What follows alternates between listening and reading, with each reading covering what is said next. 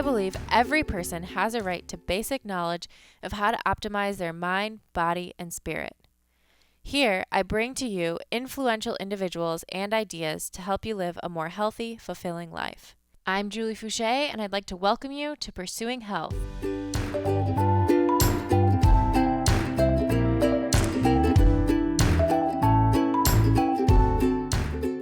Welcome to episode 25 of Pursuing Health with CrossFit Games athlete Christy Adkins. Christy is a 6-time CrossFit Games athlete, and she's on a quest for her 7th CrossFit Games appearance this year. She's also been a very close friend of mine since we first competed together in 2010. Christy has competed in the CrossFit Games every year from 2009 to 2014, finishing as high as 6th place. In the 2015 season, she narrowly missed her 7th trip to the Games, placing 6th in the Atlantic Regional. You may have heard her previously on episode 6 of Pursuing Health with the other ladies of the 2015 CrossFit Games Demo Team. After moving to San Diego for her training in 2015, Christy is now back home in Virginia, and she's preparing for the 2016 CrossFit Games season. But coming into this season, she's had to overcome some enormous physical and psychological challenges with a torn bicep that required surgery. We had the chance to catch up during a recent visit to Airrosti Rehab Centers Headquarters to talk about the impact of her injury, her rehab course, and her future plans to combine her experiences as a CrossFit trainer and a nurse to prevent disease. Before we get started, I have a few quick reminders. First, if you're enjoying the podcast, please head over to iTunes to subscribe and consider giving it a 5-star rating. Please also head to my website, juliefouché.com. There you can enter your email to stay in the loop with the podcast and everything else I'm doing with my bi-weekly newsletter. I'm also always looking for inspiring stories to share. So if you or someone you know has used lifestyle to overcome a serious health challenge, please send your story to me at info@juliefouché.com, and I'll select some to share on future episodes. If you're interested in training with me, check out my program through Beyond the Whiteboard. This is the actual training I do now, 5 days per week, 1 hour per day, scheduled out for you minute by minute from warm-up to cool-down. Now that the Open is over, this is a great time to join us as we go back to the basics for a few months. For more info or to try the program out yourself, visit beyondthewhiteboard.com/Julie Fouché. So with that, let's get started here on episode 25 of Pursuing Health featuring Christy Adkins.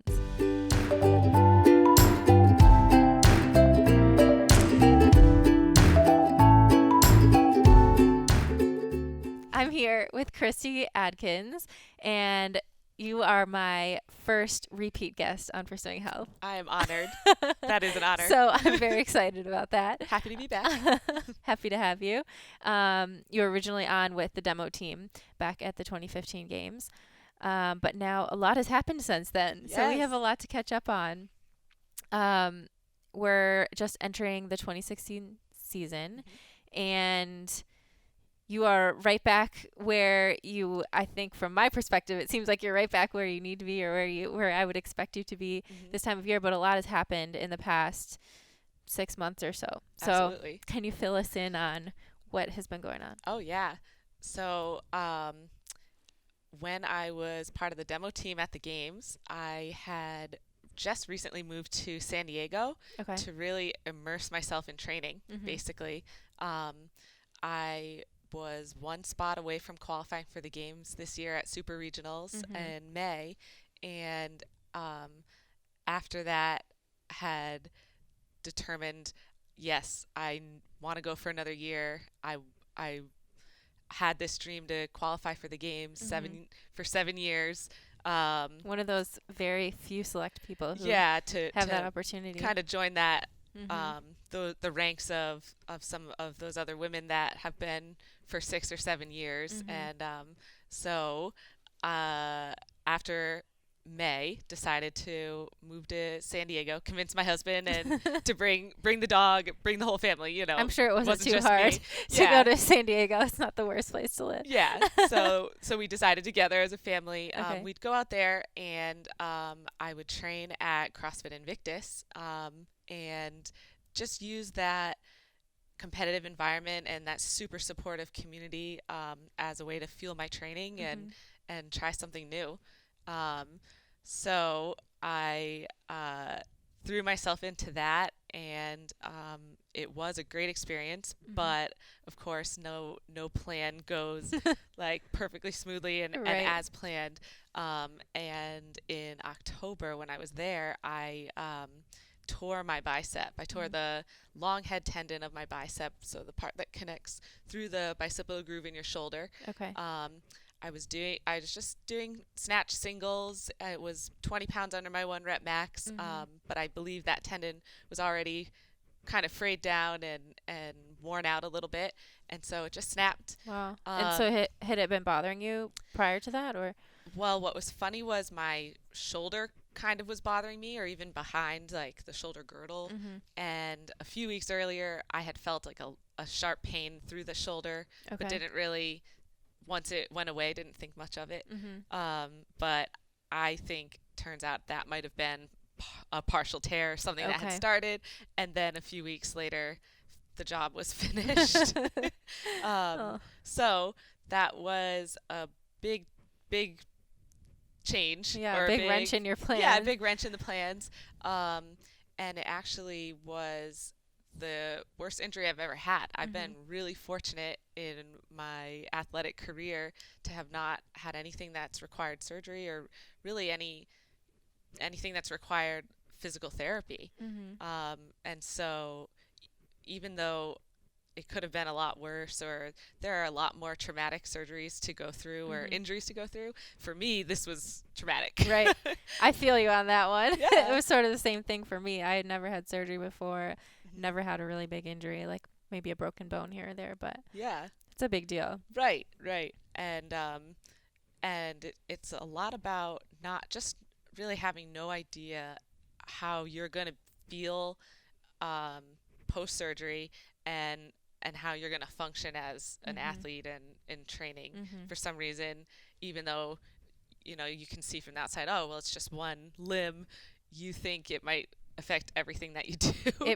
Right. And it does. It does, especially in a sport like CrossFit, where you're using every part of your body all the time. Yeah. So what was going through your mind when you first realized that you had torn it? Well, it was interesting because the psychology of injury is so interesting. Because even before the injury, the week leading up to me tearing my bicep, I just felt overwhelmed in general. I had made a decision this off season to train to get back to the 2016 games, that I was going to try some things that I'd never tried before. So I was going to I was doing more volume than I ever had. Okay. I was getting programming for Olympic weightlifting, programming for gymnastics, and then also trying to follow the Invictus team programming. Okay. And I really felt like in the past, maybe something that was holding me back was being lazy, or being like not putting in the work that I saw other athletes doing, and I thought, maybe they're doing something that I'm not doing. I look up to you, look up to Camille, and I thought, hey, maybe they're just working harder, and so the goal was I will outwork everyone.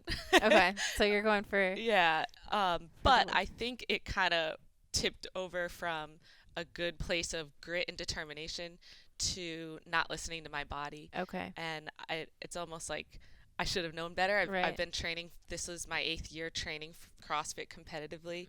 And it was a time where I decided I'm not going to listen to the little voices in my mind that I don't want to do a second session, or maybe I should take it easier today. No, today was supposed to be a training day. It's on my calendar, and that's what I'm going to do. Okay. And I think can be good and bad to that. Right. But for me, for that time going right into the injury, I was feeling a little overwhelmed, but I wasn't sure what changes to make and what I should do.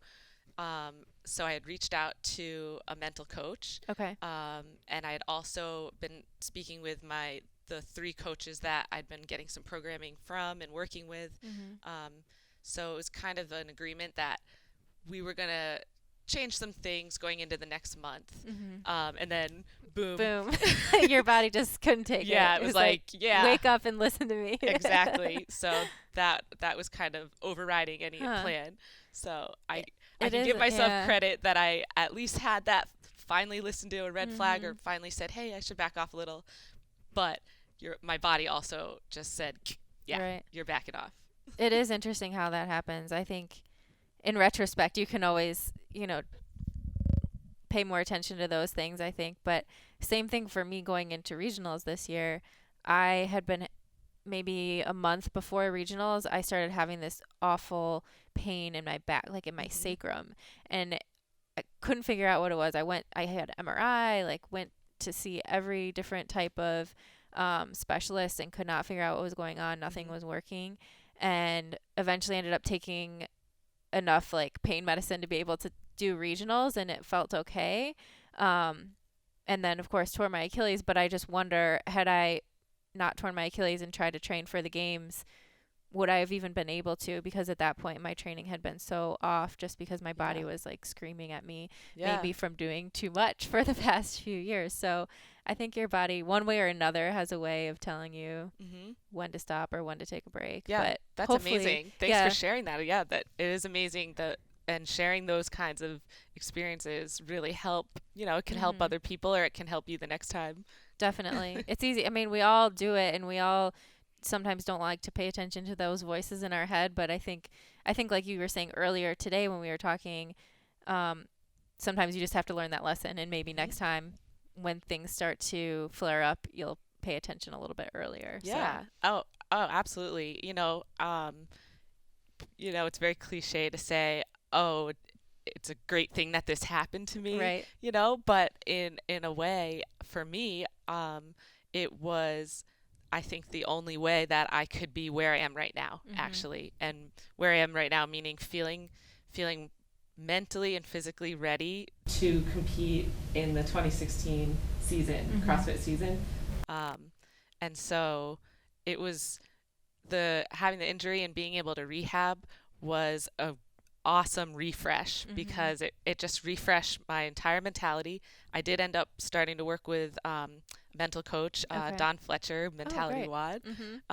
And so I had done an assessment with her a week before the injury. Okay. And so then it's really cool that I was able to do that assessment before injury and then work with her all post injury. Yeah. And so that was really amazing, just to see some growth there that I always knew that I wanted to focus on or work on, to step up my CrossFit game, but I never put the attention into it. Right. And then working with a physical therapist in San Diego, it felt like being a newbie CrossFitter again. It was so awesome to be able to every week see progress, very tangible progress, see a muscle go from atrophy to more developed, and have a coach there cheerleading me and just sharing so much knowledge as well, and pointing things out that I didn't realize I was getting better at, but he would show me my scaps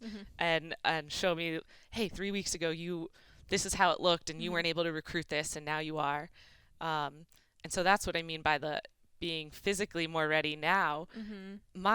I always knew, and I had so many coaches tell me that one of my biggest issues is if we can just fix your shoulder position, the dumping shoulders forward and your scaps, and it's not fixed, but it's better than it ever has been, thanks to having to obsess about it as part of your rehab. So that's helping me in the CrossFit movements now. Absolutely. So talk a little bit about your whole rehab process. So you said you had more focus on the mental aspect. You had worked with a physical therapist. I know you've worked with Airrosti as well. What sort of things have you were in sort of your daily routine of rehabbing and getting back to your goal? I saw a physical therapist the day after surgery, and that was something I insisted on. Just probably it was better psychologically than anything, right. And that was in the Virginia area because that's where I got the surgery before I went back home to San Diego, which was home at the time. And then after that day, maybe 3 days later, started with the physical therapist who I worked with for 2 months. Okay. So I went to physical therapy twice a week, and I had been training 2 sessions a day, 5 days a week, and then doing an active recovery day pre-injury. And so what I did was I replaced one of my sessions with my physical therapy session. Okay. So I had 2 days in person with the PT, but then also my other days, my 5 days, I had an hour, sometimes an hour and a half that I focused on physical therapy exercises. Wow. And then would have my training session that I would still, most of the time, just try to show up at the same time as the Invictus team was training. Okay.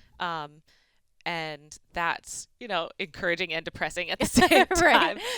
They're like slinging barbells around, and their muscle ups are getting better and better, and I'm just trying to work on the assault bike and keep my conditioning up. But it's also extremely motivating because we're all working for our goal of competition. So that would be my other session. Okay. So again, if I had to get injured, it was very fortunate to be in that environment, and also to have designed my time, my life right now around training. Absolutely. And so it was hard because there's that void to fill, and there's always doubt in your training year. But I mean, talk about doubt. There's just huge doubts in, what am I doing? Right. I'm not, and just the unexpected of not knowing. Yeah. How you're going to be. Yep.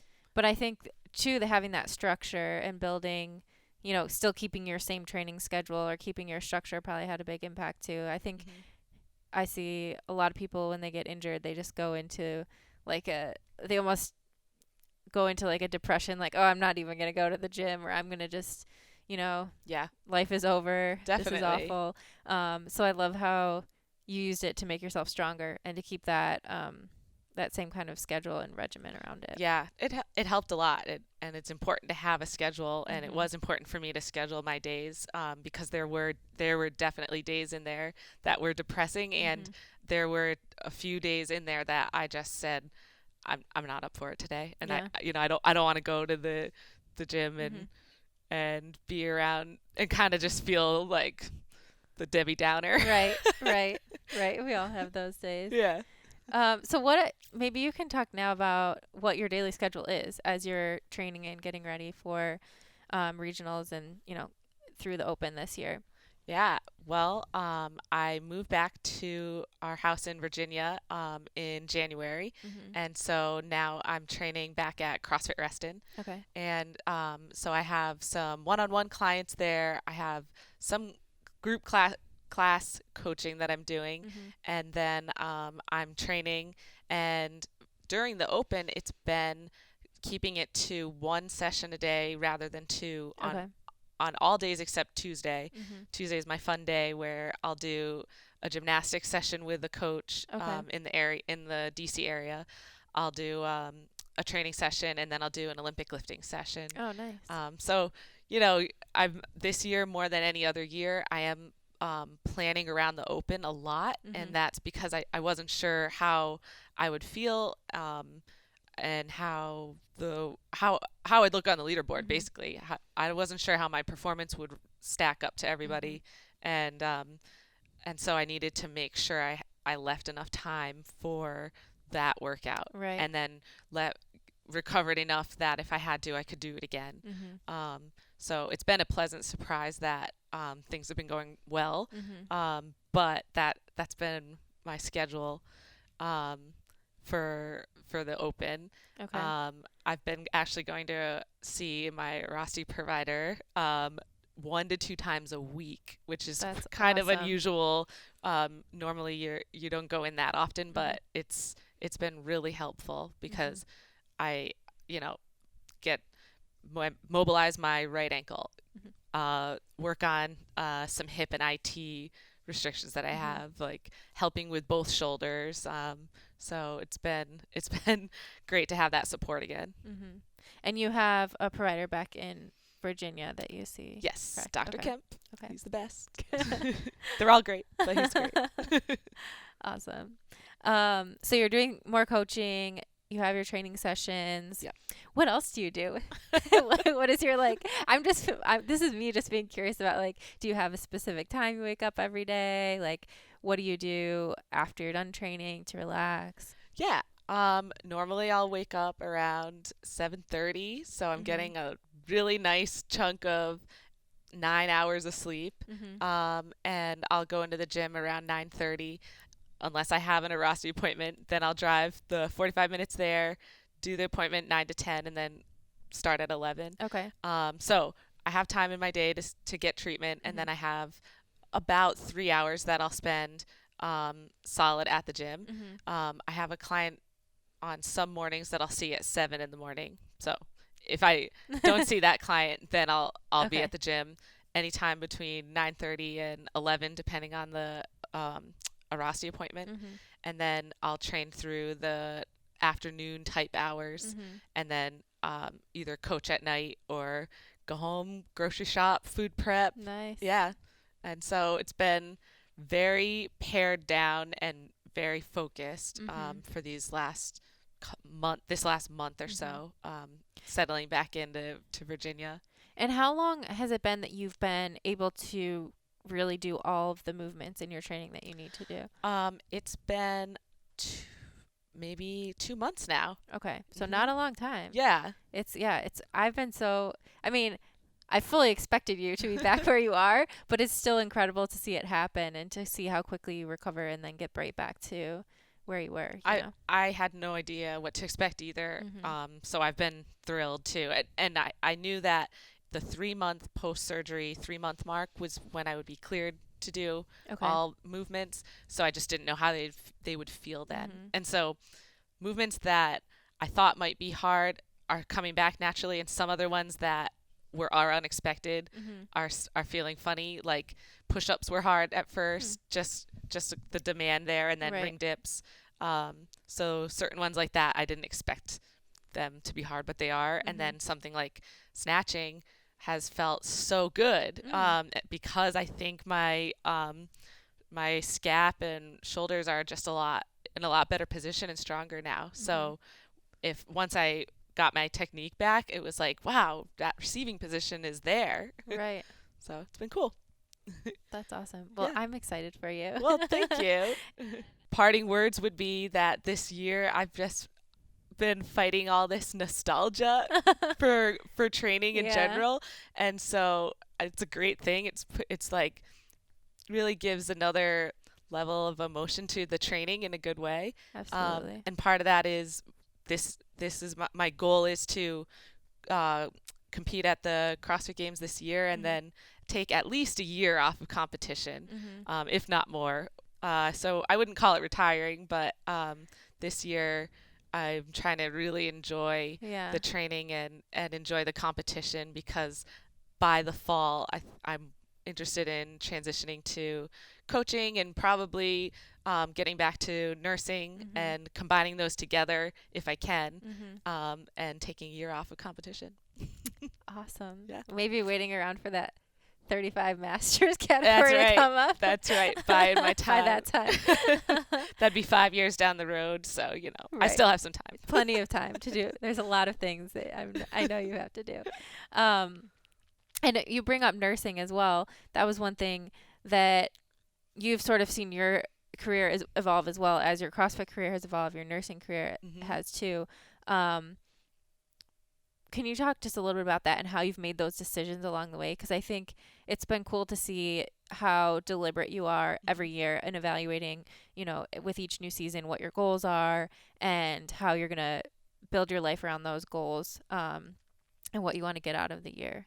Yeah, I transitioned from hospital nursing to being a school nurse, because I thought that it would suit both the community setting that I liked and also suit my training schedule better.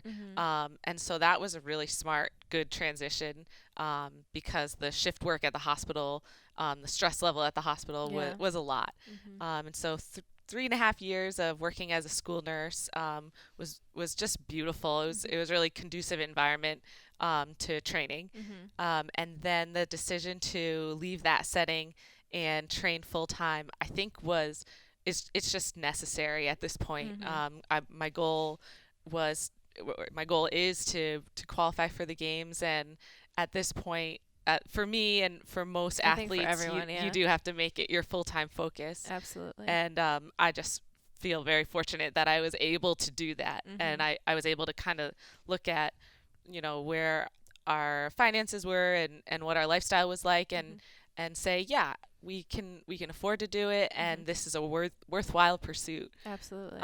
And so now I'm kind of at that point where I'm thinking about how to evolve the next step. And so that there's that worthy pursuit of competing, but what do I want now that my competition's going to be culminating this year?